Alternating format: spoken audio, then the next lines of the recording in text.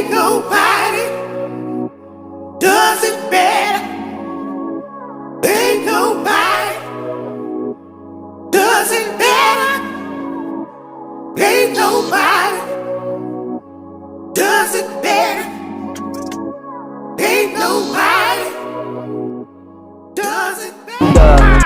5, 4, 3, 2, 1. The things from which existing things come into being are also the things into which they are destroyed.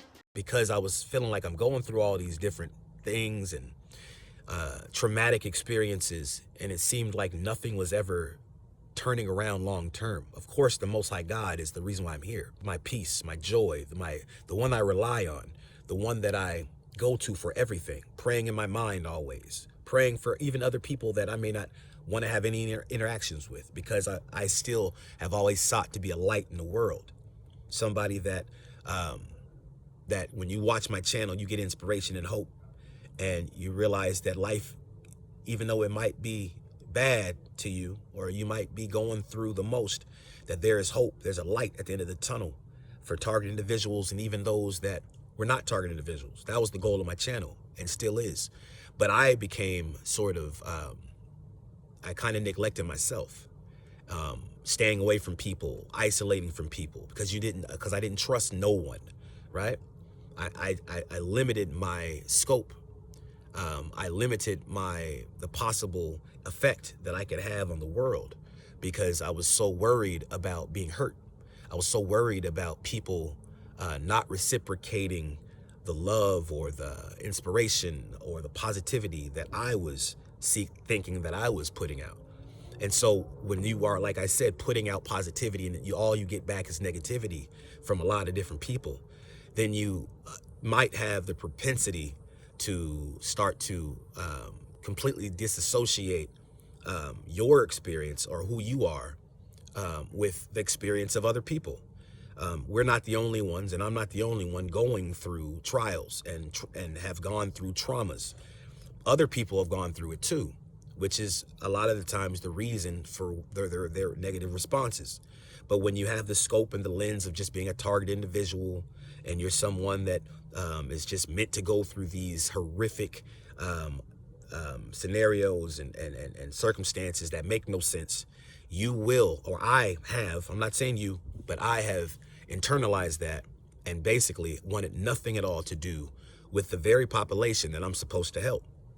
That I'm supposed to not just help with videos, but my interactions with them in real time in the world. Now, and I have been a disservice, I believe, to God, to the community, and to myself, because instead of being in the fire like Shadrach, Meshach, and Abednego, like in the Bible, in the fire, in the furnace, but Christ was with them, and they walked through it. See, I didn't want to really just walk through the fire. I wanted to kind of see the fire from a distance and act like that was my experience, like I'm actually utilizing the faith that I have and utilizing the strength that God's given me in order just to be near the fire, but not be in the fire. Being in the fire is actually being out amongst the people and utilizing the skills, the coping skills, utilizing the conflict resolution skills, utilizing the faith that I have in my God, utilizing trust in my God, that he's going to work things out, that regardless of how difficult the situation is, that if I'm walking with him and I'm truly serving him, right, then my situation is in his hands. He says that he'll never leave me nor forsake me. He said he shall preserve me from all evil forevermore, bring me safely into his heavenly kingdom. He said all these things, but I did not truly walk in that power. I was walking in sort of a semi-power, right? And we know that we can't be lukewarm with our God. If you believe in the God of the Bible, you can't, or just if you have a skill or if you something in your life that is very powerful to you and that you cherish and that you want, it makes you want to protect it, but it's a part of you. You can't go half-hearted, and so that's what I did. But I've learned, and what I'm learning is that we can't be afraid of life's challenges and to be in the fire. We can't be afraid to step outside of that box that we have always felt was our safety net, or step outside of that place we always felt was our safe haven. When things get so bad, we go back to that place. That place could be negative. That place could be a place where you isolate. That place could be a place where you want to have no interactions with people. And then that place will also foster that hate, or that just not wanting to have anything to do with people. So many different things that we have to go through in this life. And if you don't have if you don't have that ongoing type of observation of yourself, your mind, where your heart's at, your thoughts, if you don't have an observation of what's actually going on in you, if you don't have skills like to attack these problems and these challenges in real time, then you will just be somebody walking out there, la-di-da-di-da, just coming into different scenarios, different things, issues are gonna arise, and you're not gonna know how to deal with it. So I didn't know how to deal with those things the right way, even though I had the knowledge of how to deal with it. So this video is kind of different. I'm so glad to see you guys once again.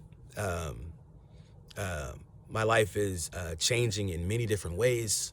I recently moved from where I lived before because I felt like it was time for a move. I felt like my God was telling me that it was time for a move. And I love the place that I live in. It's amazing. There have been some challenges that have come to my life just from this move that I did not expect would happen.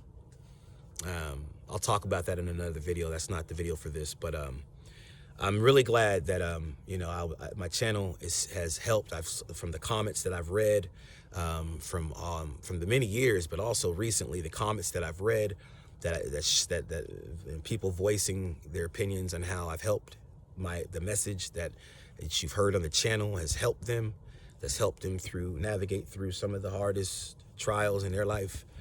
That's all I really want to do, is be a light in the world and be somebody that can foster change in anyone that would come to my channel and see my channel and listen to the message.